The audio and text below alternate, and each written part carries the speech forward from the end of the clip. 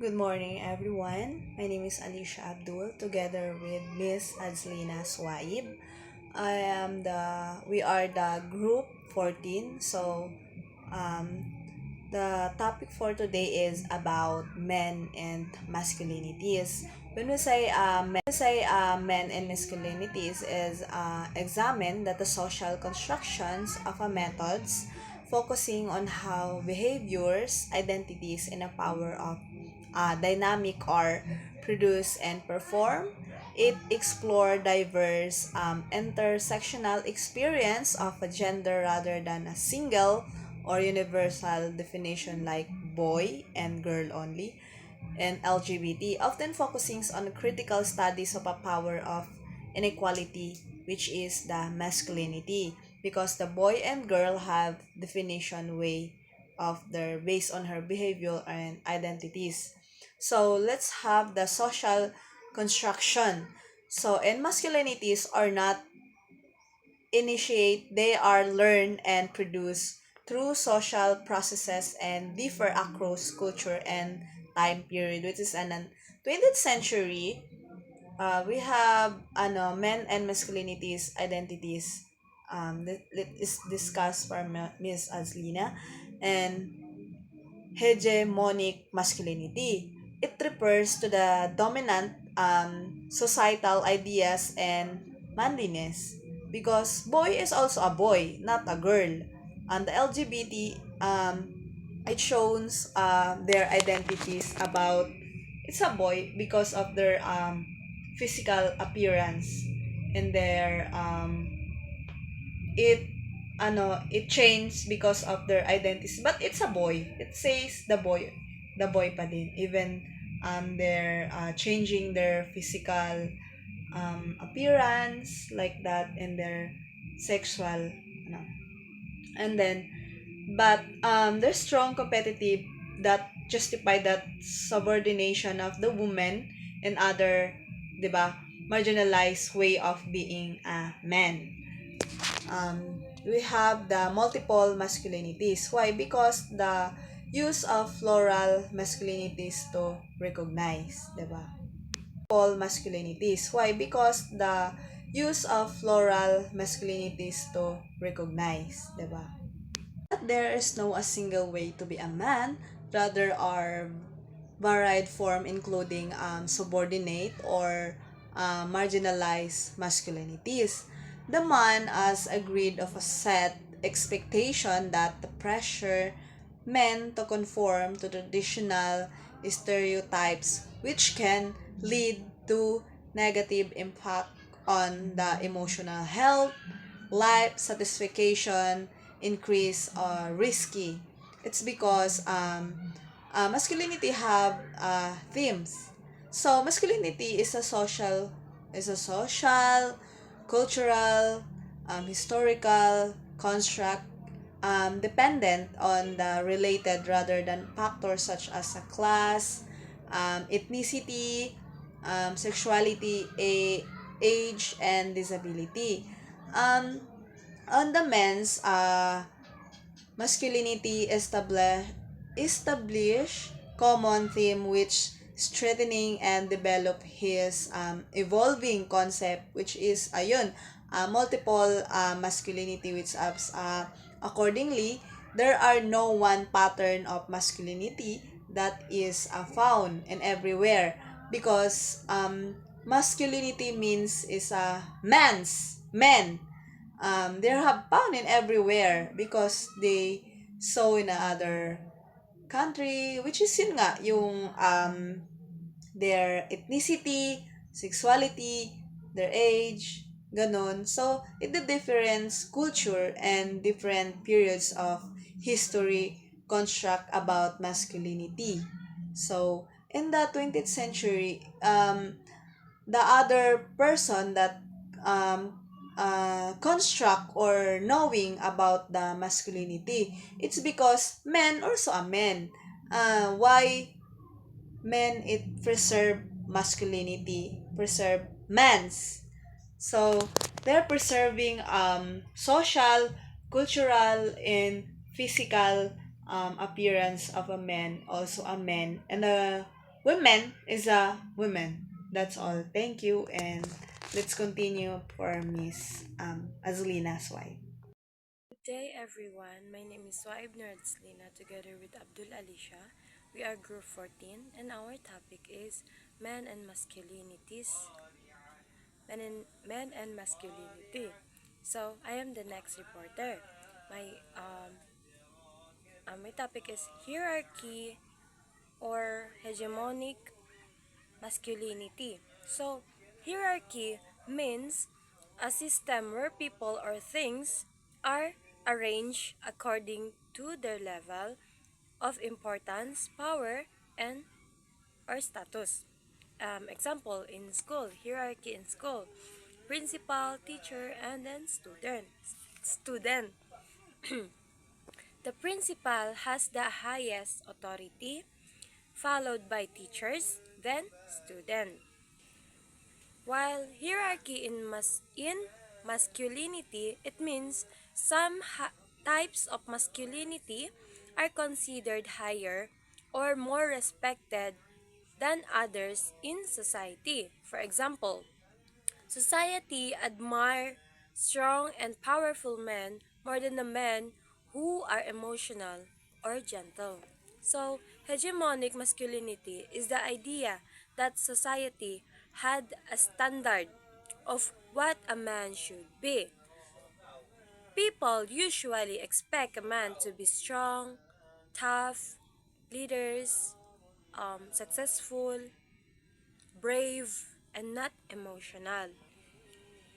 Because of this, men who fits in this expectation are often admired more by the society.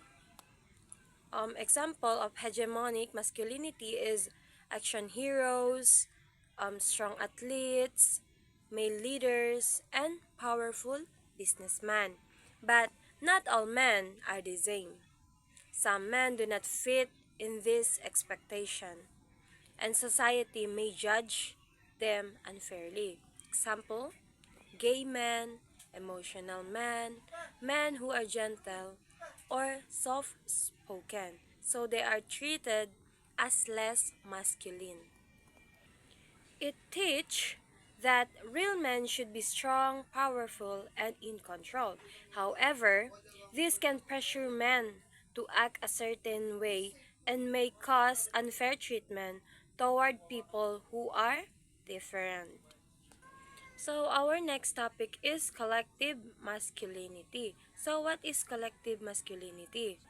So, collective masculinity means that ideas about being masculine are not only shown by one person, but also by groups, organization, and society. Society teach people what is considered masculine or feminine. So, these ideas can be seen in school, workplace, governments, armies, sports teams, movies and videos games, peer groups or games. So masculinity is shaped that not only by individual but also by institution and media. So in sport, men are often expected to be aggressive, competitive, and tough. So in video games and movies, men are sometimes shown as violent, dominant, and emotionless. In workplace, men may be expected to act strong and powerful. Because people see this often, society start believing that this is how men should act. In media, movies and TV shown sometimes men as a violent, abusive, tough, emotionally distant.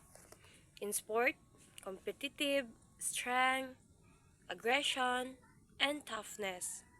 So, collective masculinity, it teaches people what behaviors are considered masculine, such as being strong, aggressive, and dominant.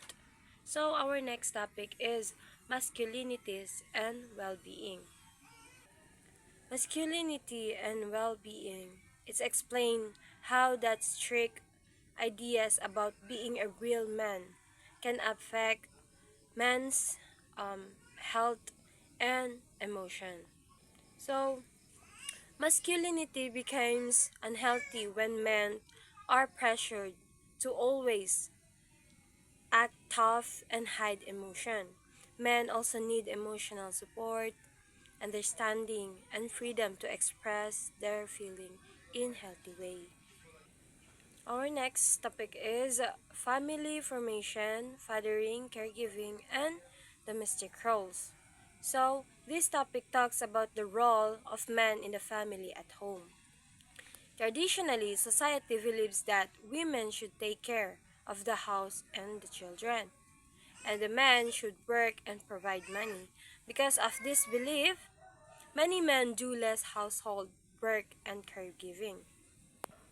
When men participating in caregiving and household roles, both of the family and the children benefits.